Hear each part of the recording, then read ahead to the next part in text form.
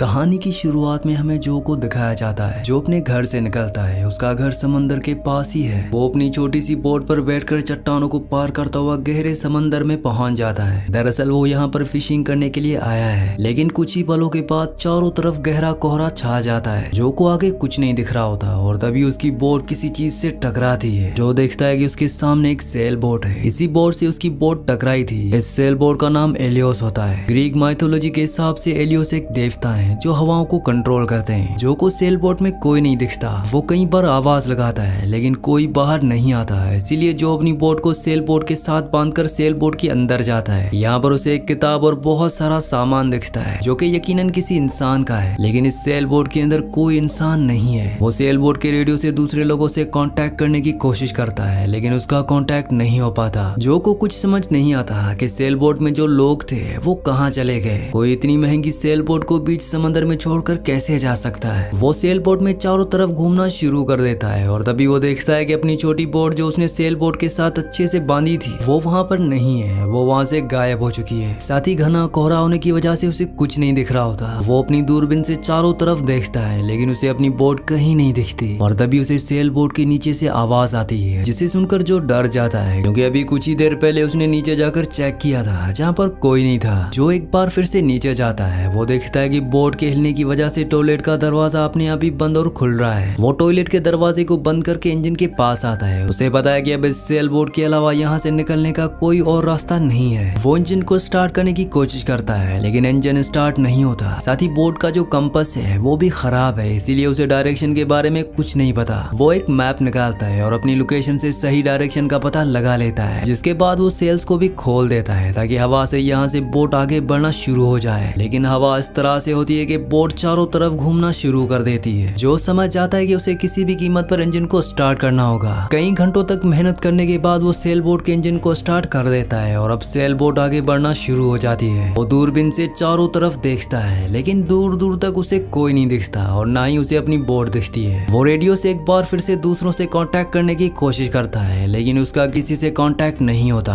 अब उसे पी करना होता है, इसीलिए वो टैग पर आता है और जब वो पी कर रहा होता है तभी सेल उससे टकराता है जिससे उसे एक जोरदार धक्का लगता है। वो बोट से नीचे गिरने वाला था कि वो रेलिंग को पकड़ लेता है। अगर वो बोट से नीचे गिर जाता तो वो समंदर में फंस जाता और उसकी मौत हो जाती। इसीलिए वो तय करता है कि नीचे टॉयलेट में जाकर वो पी करेगा और वो टॉयलेट के अंदर पी करने के लिए जाता है और तभी दरवाजा अपने आप ही लॉक हो जाता है। वो लॉक खोलने की बहुत कोशिश करता है लेकिन लॉक उसे नहीं खुलता। बहुत देर कोशिश करने के बाद वो लॉक को खोल देता है लेकिन दरवाजा अभी भी बंद है। वो बीच समंदर में एक सेल बोट के टॉयलेट के अंदर फंस चुका है। उसके पास बाहर निकलने का कोई रास्ता नहीं है। तभी बाहर से उसे किसी की आवाज आती है। दरअसल ये रेडियो की आवाज होती है। उसके रेडियो का कांटेक्ट हो चुका है लेकिन वो जवाब नहीं दे सकता क्योंकि वो टॉयलेट में फंस चुका है। वो बहुत कोशिश करता है लेकिन अब भी दरवाजा नहीं खुलता। वीडियो में आगे बढ़ने से पहले चैनल को सब्सक्राइब और वीडियो को लाइक लाजमी से कर दिया करें। और तभी उसे इंजन की आवाज आती है। वो टॉयलेट की विंडो से बाहर देखता है तो उसके सामने एक बहुत बड़ा कार्गो शिप है। वह शर्ट निकालकर उन्हें इशारा करने की कोशिश करता है लेकिन इसका कोई फायदा नहीं होता क्योंकि डेक पर कोई भी नहीं है जो उसकी सेल बोट को देख सके। सेल बोट लगातार उसी कार्गो शिप की तरफ बढ़ रही होती है और बहुत जल्द वो उस कार्गो शिप से टकरा जाएगी, जो पूरी तरह से परेशान हो जाता है। अभी उसे एक रस्सी मिलती है। इस रस्सी को वो अपनी सेल बोट से नीचे फेंकता है ताकि सेल बोट का जो फैन है उसमें रस्सी अटक जाए और इंजन बंद हो जाए। और होता भी ऐसा ही है। रस्सी इंजन के फैन ब्लेड से लिपट जाती है लेकिन रस्सी का जो दूसरा हिस्सा जो कि पास ही है वो उसके गले के साथ अटक जाता है। रस्सी लगातार उसके गले को दबा रही होती है और जो किसी तरह से रस्सी को अपने गले से निकालने में कामयाब हो जाता है। रस्सी ने उसके गले को इतनी जोर से दबाया होता है कि अब वो बेहोश हो रहा है और तभी उसकी सेल बोट कार्गो शिप से टकराती है, जिस वजह से अब धीरे धीरे सेल बोट में पानी भरना शुरू हो जाता है। कुछ देर के बाद जो को जब होश आता है तो वो देखता है कि वो कार्गो शिप उसके आसपास कहीं नहीं है। इसका मतलब ये है कि कार्गो शिप उससे बहुत दूर जा चुका है। तभी उसे बाहर किसी के कदमों की आवाज सुनाई देती है जो सुनकर वो हैरान हो जाता है क्योंकि सेल बोट इतनी बड़ी नहीं है और उसने पूरी सेल बोट को चेक किया था, उसमें कोई नहीं था। जो को लगता है कि ये उसका वहम है। जो की सबसे बड़ी प्रॉब्लम ये होती है कि अब भी सेल बोट बहुत रफ्तार से आगे बढ़ रही होती है। हालांकि रस्सी से उसने इंजन को बंद कर दिया था लेकिन सेल बोट की जो सेल है वो खुली हुई है, इसीलिए हवा की वजह से वो बहुत रफ्तार से चल रहा होता है। वो अब किसी भी तरह से इस बोट को रोकना चाहता है, इसीलिए वो एक डंडे से सेल की रस्सी को खींचकर उसे डाउन कर देता है जिससे सेल बोट रुक जाती है और जल्दी वो रस्सी अपने आप ही टूट जाती है और एक बार फिर फिर से सेल बोट हवा की रफ्तार से आगे बढ़ना शुरू कर देती है। जो पूरी तरह से फ्रस्ट्रेट हो जाता है क्योंकि उसकी सारी कोशिशें नाकाम हो चुकी है और अब टॉयलेट के अंदर पानी भी भरना शुरू हो जाता है। जब वो पानी को टेस्ट करता है तो उसे पता चल जाता है कि ये समंदर का पानी नहीं है क्योंकि पानी मीठा होता है। जो चिल्ला चिल्ला कर कहता है कि मुझे पता है कि बाहर कोई है, मुझे तुम्हारी हेल्प की जरूरत नहीं है, मैं खुद यहाँ से निकल सकता हूँ। जो को पूरा यकीन हो चुका है कि बाहर जो भी इंसान है वो जो को चोर समझ रहा है, इसलिए उसने जो को यहाँ पर कैद किया है। और अब टॉयलेट के अंदर जो पानी होता है वो अपने आप ही नीचे चला जाता है। कई घंटे बीत जाते हैं, जो को प्यास लगी होती है और एक बार फिर से पानी ऊपर आता है, लेकिन इस बार जब वो पानी को टेस्ट करता है तो वो मीठा नहीं बल्कि खारा पानी है। यानी कि कार्गो शिप से टकराने के बाद जो सेल बोट डैमेज हुई थी वहां से समंदर का पानी सेल बोट के अंदर से भरना शुरू हो गया है और धीरे धीरे उसका लेवल बढ़ना शुरू हो जाता है। तभी वो विंडो से बाहर देखता है, सामने एक बहुत बड़ा तूफान होता है। सेल बोट लगातार उसी तरफ बढ़ रही होती है। वो एक डंडे में ब्लेड लगाकर सेल बोट की जो सेल्स होती हैं उनकी रस्सी को काटने की कोशिश करता है, लेकिन कोई फायदा नहीं होता।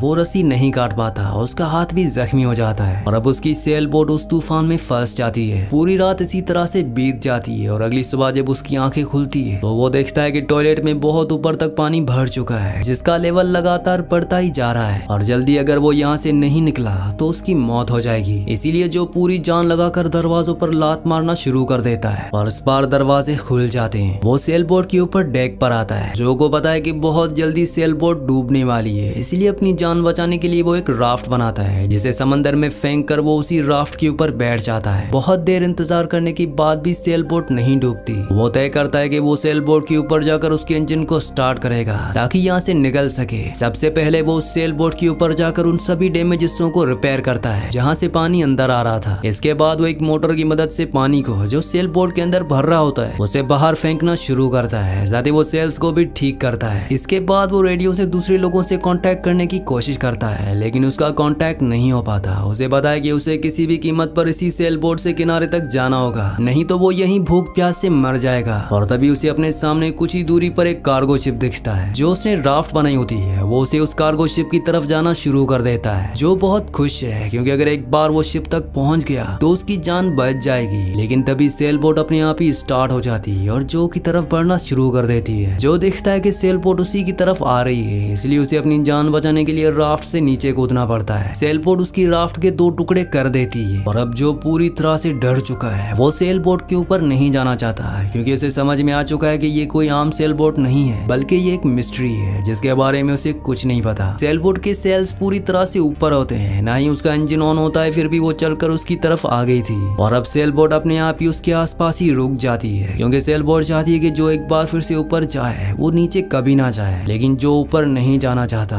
वो समंदर में ही रहता है। लेकिन तभी उसे एहसास होता है कि उसके आसपास बहुत बड़ी फिश आ चुकी है। उसे लगता है कि ये शार्क है, पर जो की किस्मत अच्छी होती है क्योंकि ये शार्क नहीं बल्कि डॉल्फिन होती है जो इंसानों को कोई नुकसान नहीं पहुंचाती। अब पानी बहुत ठंडा होने की वजह से जो को बहुत ठंड लग रही होती है और तभी सेल बोट उसके पास आ जाती है, जैसे सेल बोट उसे कह रही हो कि तुम ऊपर आ जाओ। मजबूरी में जो को सेल बोट के अंदर जाना पड़ता है क्योंकि अगर वो रात भर पानी में रहा तो उसे हाइपोथर्मिया हो जाएगा जिससे उसकी मौत हो जाएगी। जो बोट के अंदर जाकर सो जाता है। अगली सुबह जब वो उठता है तो वो देखता है कि बोट का दरवाजा अपने आप ही लॉक हो चुका है, यानी कि वो बाहर नहीं निकल सकता। तभी वो टॉयलेट के अंदर देखता है जहाँ पर टॉल के ऊपर एक छोटा सा कवर लगा होता है। वो उस कवर को खोलता है तब वो देखता है कि यहाँ से ऊपर जाने का रास्ता है। अब वो उस जगह से ऊपर जाने की कोशिश करता है जहाँ पर उसे एक चाकू भी मिलता है। यहाँ पर कुछ खाने का सामान भी होता है। जो समझ जाता है कि कोई यहाँ पर छुपा हुआ था। अब वो ऊपर जाने की कोशिश कर रहा होता है, लेकिन तभी वो छोटा सा कवर अपने आप ही बंद हो जाता है, जिसका मतलब ये है कि एक बार फिर से जो यहाँ पर छोटी सी जगह में फंस चुका है। साथ ही सेल बोट बहुत तेजी से चल रही होती है। जो जोर जोर से चिल्लाने लगता है कि मुझे छोड़ दो, मुझे जाने दो, मैंने तुम्हारा क्या बिगाड़ा है। और अपने आप ही सेल बोट अगले पल रुक जाती है। सारे दरवाजे भी खुल जाते हैं। जो सेल बोट से बाहर आता है वो देखता है कि वो आइलैंड पर एक टाउन के पास है जो कि अबंडन टाउन है। यहाँ पर कोई नहीं रहता। वो उस टाउन में घूमना शुरू कर देता है। यहाँ बस खाली इमारतें होती हैं और तभी उसे इंजन की आवाज आती है। वो देखता है कि सेल बोट अपने आप ही स्टार्ट होकर यहाँ से जा रही है। वो समझ जाता है कि ये कोई इंटेलिजेंट या फिर सुपर नेचुरल पावर वाली सेल बोट है जिसके अंदर वो फंस गया था और कुछ ही पलों में वो सेल बोट उसकी आंखों से ओझल हो जाती है। अब वो किनारे पर आता है जहाँ पर वो देखता है कि उसकी वो बोट जिस पर वो फिशिंग करने के लिए गया था, जिसे उसने सेल बोट के साथ बांध लिया था, वो एक बार फिर से किनारे पर खड़ी है। और अब हमें यहाँ टाउन में बहुत सारे लोगों को भी दिखाया जाता है है। दरअसल ये वही टाउन वही जगह है जहाँ से उसने अपना सफर शुरू किया था। तब भी चट्टानों के बीच से हमें बीच समंदर में वही सेल बोट दिखती है जिस सेल बोट के अंदर जो फंस गया था। यानी कि अब वो एक बार फिर से अपने सफर को शुरू करेगा और एक बार फिर से उस सेल बोट के अंदर फंस जाएगा।